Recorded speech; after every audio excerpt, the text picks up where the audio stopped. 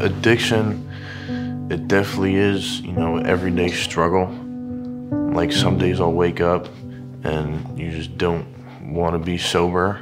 You realize, well, you know, when I wasn't sober, it's, you know, it's not fun. My son Adam is a sweetheart. He has a very gentle soul and he's very kind. When Adam was young, he was extremely energetic, very close to his older brother, and they were just a little dynamic duo. He loved sports, he loved the beach and surfing. He loved all little boy things. Adam's troubles began really in middle school when his father and I started having some marital troubles, and it came as a real surprise to Adam. Things were fine, and then next thing he knew, we were getting divorced. And Adam really did a very quick downward spiral at that time. Most of the trouble started from, you know, smoking weed and not going to school, and then I started getting into like pills, like Percocet and all that. And you know, my mother, she started to see those patterns where I was isolating, I was always in my room, or I was always out, never home. You know, I started actually seeing like, all right, I'm sick if I don't do it. I didn't have enough money to get pills because they're expensive, so I started doing heroin. It took me a couple months until I started to fall down completely. Adam's addiction was controlling his life. The frustration you feel not being able to help him change is really overwhelming.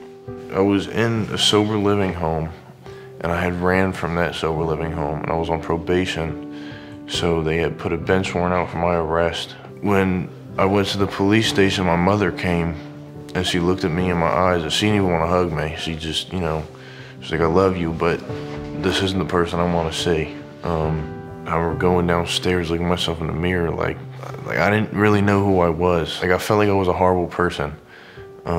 And that I kind of had nothing to live for, nothing to look forward to.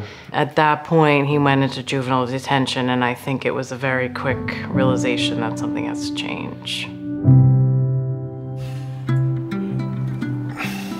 Last one, push, push, push, push. When Adam first came to Bonnie Brae, he was quite reserved, and Bonnie Brae was kind of like, you know, his one stop along with the families in terms of finally getting that help that they really needed.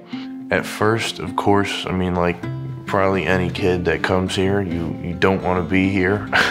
After a week, I realized maybe this place will actually change me. The staff here at Bonnie Brae, their arms were open, just, you know, ready to take care of me and help me get through what I need to do.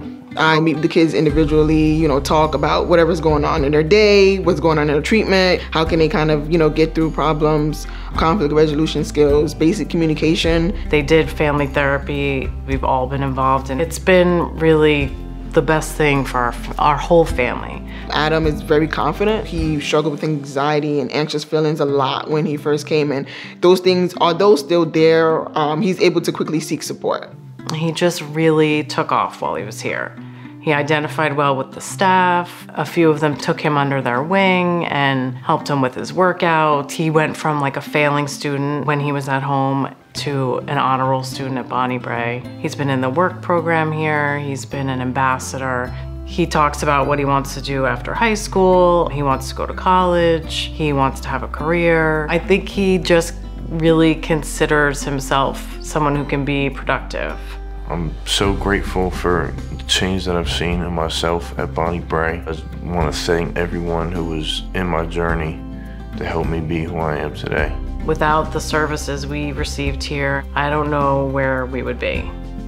And I'm extremely grateful for the opportunities that Adam has had here.